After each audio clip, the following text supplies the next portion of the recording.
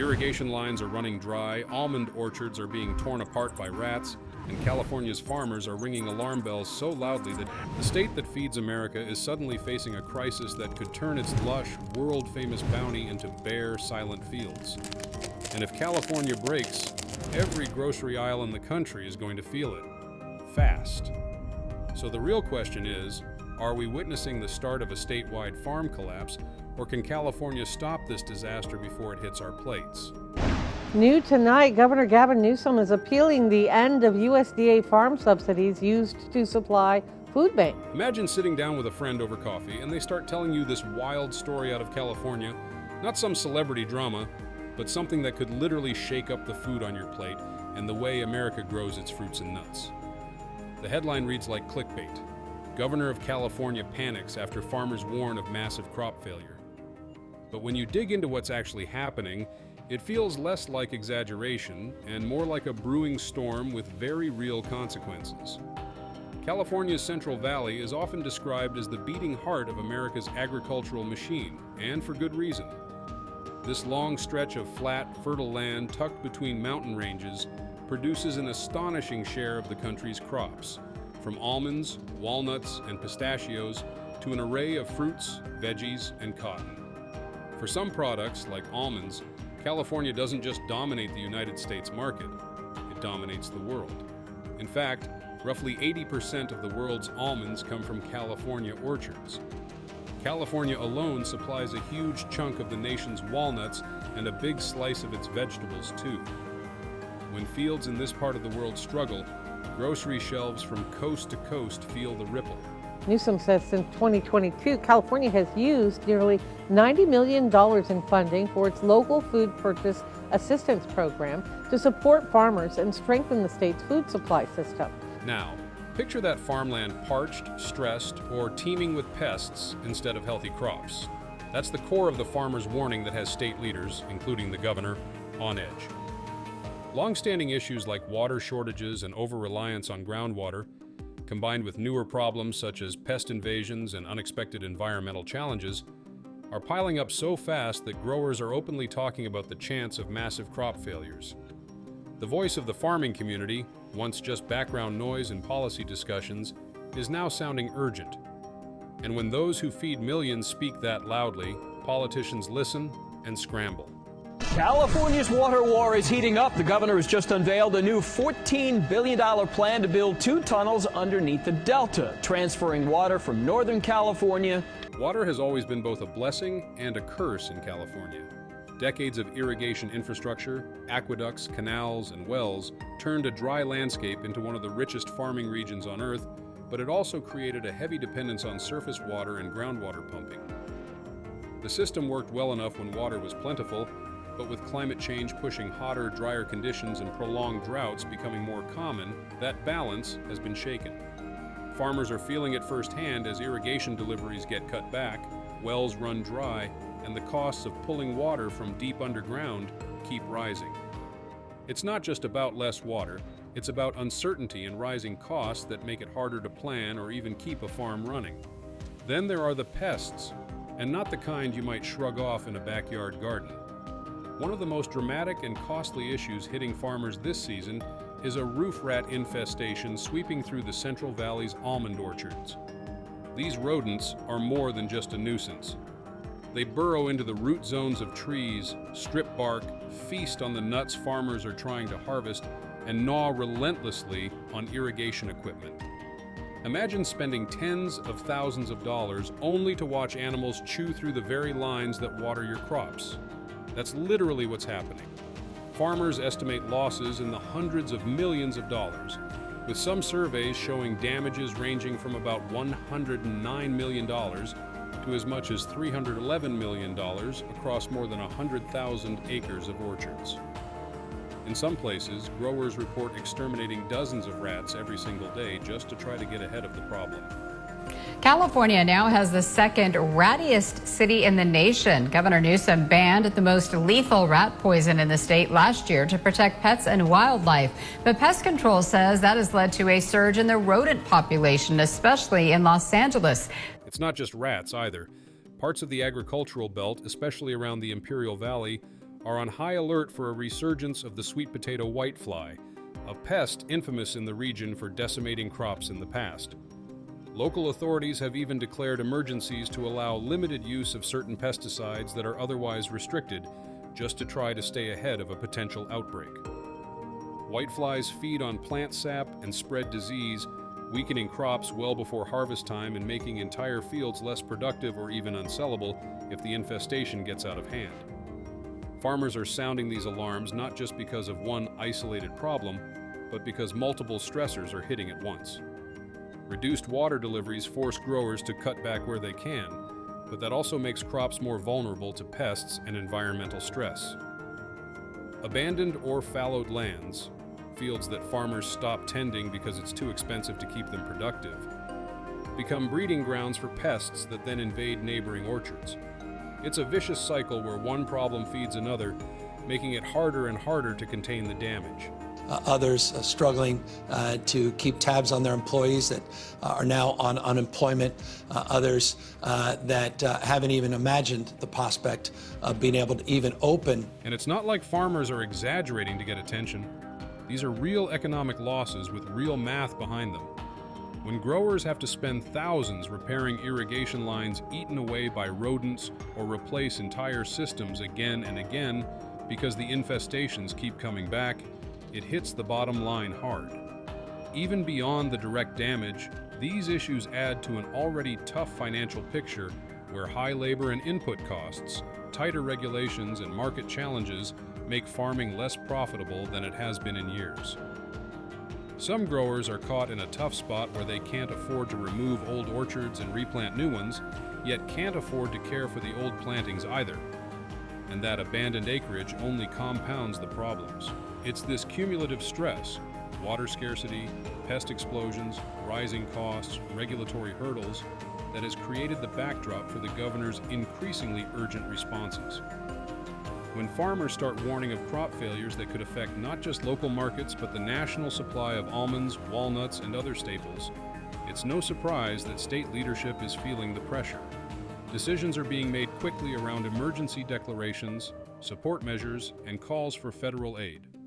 Behind the scenes, there are meetings between agricultural officials, economists, scientists, and policymakers trying to figure out how to protect the food system while balancing environmental and water management concerns. California's role in national and global agriculture can't be overstated. When the state sneezes, the rest of the food supply chain doesn't just catch a cold. Prices can rise, supply contracts get renegotiated, and exporters start looking for alternative sources. So when farmers in the Central Valley share grim reports about irrigation cuts, pests running rampant, and fields at risk of going fallow en masse, it's not just local news. It's something that could ripple through kitchens, factories, and markets across the country. At the heart of all this is a complicated truth. Farming in California has always been about adapting to change, and the changes coming now are the kind that can't be ignored. From shifting climate patterns to evolving pest populations, and from water policy reforms to financial stresses, the challenges are both immediate and long-term. The governor's response, whether it feels like panic or decisive action, reflects how serious these warnings from farmers truly are. The question now isn't just how to stop losses this season, but how to build resilience so that California's farms can keep feeding millions without constant crises. You know how some news stories come out sounding like dramatic headlines, but when you really start to dig into them, they actually are dramatic? That's exactly how things feel right now in California, where farmers' warnings about possible crop failures have turned into something resembling genuine panic inside the governor's office. This isn't just talk about a bad season. It's a cascade of problems that touches everything from water to pests to politics, and the state's leadership has been scrambling to respond with emergency meetings, disaster requests, and pretty tense public briefings. Nobody feels safe when they hear the word ice, even the documented people. In the vast agricultural lands north of Los Angeles, California, fruits and vegetables are rotting at peak harvest time due to a sharp reduction in workforce. Farmers, field supervisors, and workers told Reuters that President Donald Trump's immigration crackdown, specifically raids by U.S. Immigration and Customs Enforcement, are frightening laborers, causing most of them to stop showing up. Some workers Reuters spoke to withheld their identities. When farmers start waving red flags about losing entire crops, it gets people talking. And it certainly got the attention of Governor Gavin Newsom. In Sacramento, the mood has shifted rapidly over the past year from business as usual to urgent, almost frantic responses as officials try to keep ahead of what could become a major agricultural disaster. The governor has made formal requests for federal disaster declarations, signaling that the situation on the ground is more than just tough. It's potentially catastrophic for growers and the food supply chain. These disaster requests are exactly the kind of thing governments file when natural events, like droughts, storms, or infestations, push local communities beyond their ability to respond effectively. By asking for federal help, California is hoping to unlock resources that could support farmers, help stabilize food production, and provide monetary relief where losses are deepest. The scenes emerging from press conferences and farm fields paint a picture that is almost cinematic. On one hand, you have footage of farmers standing in parched soil or walking gingerly through orchards overrun with pests, their expressions a mix of frustration and weariness. They talk about hearing days where the sun beats down without relief, water deliveries that never arrived, or fields where years of investment now look doomed. And on the other hand, you have clips of the governor's press briefings with tight lips and clipped statements about emergency action, mobilizing resources, and working with federal partners. The tone in those briefings can sometimes feel defensive, like trying to reassure everyone that something is being done, even as the number of problems grows. Politically, it's a careful balance, show strength and control, but also acknowledge the crisis and the need for help. It's not heated rhetoric, but there's definitely a sense of urgency and, at times, a bit of combative pushback against critics who say the state should have acted sooner or more boldly on water and climate policy. To really understand why this is happening, you've got to look at both short-term shocks and long-term trends. They've all come together in a way that's stressing a system that was already under pressure. In the short term, California has seen its share of extreme weather events, from blistering heat waves and dry spells to sudden heavy storms that wash away soil or disrupt planting schedules. Some regions were hit with hail or unseasonably late frosts that destroyed blooms just when crops needed them most, and wildfires have become an almost yearly reality, forcing evacuations, smoke damage, and losses that go beyond immediate fire lines. All of this makes farming harder and more unpredictable, especially for crops that need steady conditions to thrive. One worker said, "Well, one gets up in the morning and you get up with fear because many of us can leave our house, and we probably won't come back." On top of the weather, there are pest outbreaks that have taken farmers by surprise. In parts of Central California's famous almond orchards, growers have been battling an explosion of rodents that are not just annoying, they're devastating infrastructure and crops. These rats burrow into the soil, chew through irrigation lines, and gnaw wiring, causing both direct crop losses and expensive equipment damage. Some farms have reported fighting off swarms of these pests just to keep trees alive and irrigation systems running, with repair costs and crop losses reaching into the tens or even hundreds of millions of dollars. Meanwhile, in the Imperial Valley and other agricultural hubs, officials have declared emergency responses to threats like the sweet potato whitefly, a pest that's notorious for attacking a wide range of crops and costing growers serious money when it gets out of control. Emergency declarations like this aren't casual responses. They allow regulators and farmers to use tools and methods that are normally restricted, precisely because the threat is so serious that waiting for normal regulatory timelines could mean losing entire fields of produce. All of these short-term events are happening against the backdrop of long-term trends that have been building for decades. California's water system, which was once thought to be a marvel of engineering, is now being tested by climate change, shifting snowpack patterns in the Sierra Nevada, and extended dry periods that have left reservoirs lower than in previous decades. Surface water allocations, the water officially delivered from rivers and reservoirs to farms, have been tightened over time because lakes and rivers simply don't carry as much anymore. That forces farmers to rely more on pumping groundwater, digging deep into aquifers that are not being replenished as quickly as they're being drained. Over time, that can lead to land subsidence, where the ground literally sinks. long-term depletion of a resource that was once thought to be a dependable backup. Even when storms come, and there have been some significant ones in recent seasons, the system struggles to capture and store all that water for future dry periods. In response, the state has launched executive orders aimed at capturing more stormwater and replenishing groundwater where possible. But these actions, while helpful, are part of a larger effort to play catch-up with nature rather than truly solve the underlying imbalance. Another big part of the long-term landscape is the ongoing political tug-of-war over how water and land should be used. Agriculture, urban water needs, environmental protections, and climate adaptation policies all intersect in ways that are tough to untangle. Farmers argue they need reliable water and regulatory flexibility to keep crops healthy and markets supplied. Environmental groups emphasize the need to protect ecosystems and sustainable management of resources. Politicians are stuck trying to balance these competing demands while also responding to immediate crises on the ground. That's part of why you see the governor's office talking in a mix of emergency declarations and long-term resilience planning, because they're trying to address both the here and now problems and the systemic issues that make these kinds of crises more likely in the future. So Chris invited lawmakers from all over California, including Assembly Speaker Robert Rivas, to have a meeting of the minds and discuss the issues California farmers face and how legislation may address them.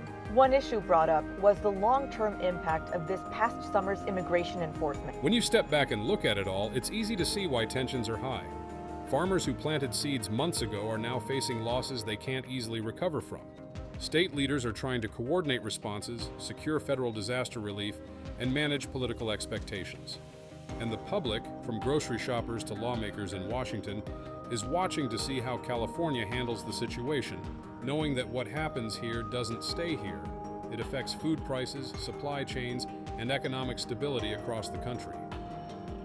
Whether this turns out to be a moment of decisive action or a cautionary tale about underestimating slow-moving environmental shifts remains to be seen. But right now, it feels like everyone is bracing for impact. It almost feels like every week there's a new crisis on the news, but this one coming out of California is different because it's about food, farms, and the people who grow a huge portion of what ends up on our grocery shelves. And honestly, when farmers start warning that massive crop failures might be around the corner, it makes sense that the governor's office is basically in panic mode.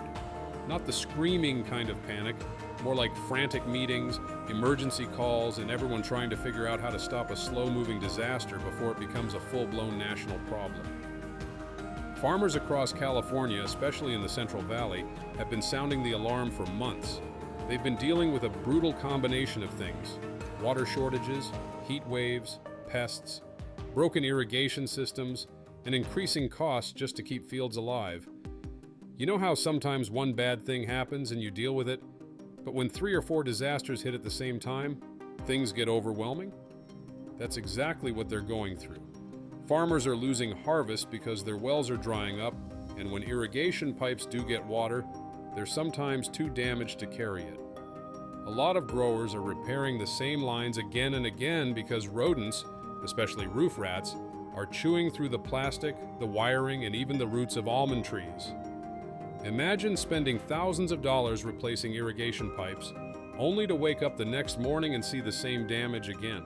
Making an already challenging industry even more difficult to operate in. Biggest impact at the moment is just uncertainty.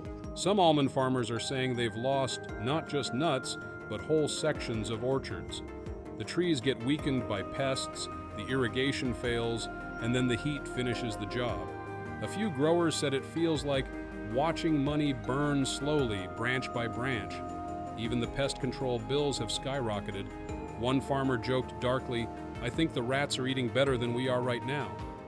But behind the humor, there's fear. Fear of losing everything they spent decades building. And it's not just farmers feeling the strain. The effects ripple outward. When crops fail, processing plants slow down or shut temporarily because there's not enough produce to run at full capacity. Those plants employ thousands of workers, packers, sorters, drivers, mechanics, and when shifts get cut, it hits local towns hard. Then grocery stores begin to feel the pinch. Less supply means higher prices. It's the perfect recipe for rising grocery bills and empty sections where seasonal items should be. Imagine walking into a store during summer and not finding fresh peaches, or seeing almonds suddenly double in price, or realizing that the California Grown label is becoming harder to spot. Even small differences like fewer berries or higher nut prices start adding up for families. And once prices go up, they rarely come down quickly. All of this pressure has turned into political fireworks. Farmers blame regulators for slowing down water approvals or enforcing environmental protections they feel are too strict during emergencies. Some growers say they've been buried under paperwork while the fields are dying. They argue that the state is too quick to restrict water deliveries to protect fish or habitat, but too slow to support the people growing the country's food. On the other side, environmental groups say that California has ignored long-term sustainability for too long, pumping groundwater faster than it can be replaced, and planting thirsty crops in areas prone to drought. It's a complicated tug-of-war with real consequences. Then there's the issue of federal trade policies, which have already made some crops less profitable due to tariffs, market changes, or competition from other countries. One farm advocate put it this way during a local meeting: "We're getting squeezed from every direction, the sky, the soil, the markets, and the government, and nobody can survive that forever." State politicians also haven't held back. One Central Valley lawmaker said in a press conference, "It is unacceptable that California farmers are feeding the nation while our infrastructure is crumbling beneath their feet. We need water reform now, not next decade." Those kinds of statements echo what farmers have been saying privately for years, that the state didn't invest in storage, canals, or drought planning the way it should have. The governor's office has been trying to play catch-up. There have been emergency meetings, announcements of task forces, visits to dry fields, and requests for federal disaster relief. Some of these press briefings look tense. You can see the governor trying to reassure people while knowing the problems are too big for quick fixes. Reporters ask pointed questions, farmers stand behind the microphones looking exhausted, and officials promise relief funds, infrastructure improvements, and better coordination. One political advisor was overheard saying, "We're running out of Band-Aids for a wound that needs surgery." And honestly, that sums it up perfectly. By about 1,400%. California Assembly member Steve Bennett represents Western Ventura County, and he says meetings like these are imperative to keep California's agricultural sector. The root causes go deeper than a bad season. California's water system was built decades ago when the climate was different, the population was smaller, and demand was lower. Now the aquifers are depleted from years of overpumping, especially during the worst drought years. Reservoirs don't refill the way they used to because storms are less predictable, sometimes too dry, sometimes so heavy that water can't be captured fast enough. The infrastructure itself is old, cracked, or too small for today's needs. Add climate-driven heat waves, smoke from wildfires settling on crops, unexpected hailstorms, and aggressive new pests, and you get a perfect storm that pushes farms to the edge. It doesn't help that aging canals have been sinking as groundwater levels drop, reducing their ability to move water where it's needed most. Long-term planning should have addressed some of these problems earlier, and that's where the governor is facing the harshest criticism. People are asking why new reservoirs weren't built sooner, why groundwater rules weren't enforced earlier, and why major repairs were delayed until everything began to fall apart at once. So yes, the governor is panicking, not only because farmers are warning of massive crop failure, but because every part of the agricultural system is showing signs of strain. And once agriculture starts to break down, the consequences don't stop at the farm gate. They spill into towns, jobs, prices, and families trying to stretch grocery budgets. California has always been the agricultural powerhouse of the country, but right now, it's a powerhouse with cracks spreading across the foundation. Whether the governor can pull together enough support, funding, and long-term planning to stabilize things is the big question. One farmer said it best, "We don't need speeches, we need solutions before the fields turn to dust."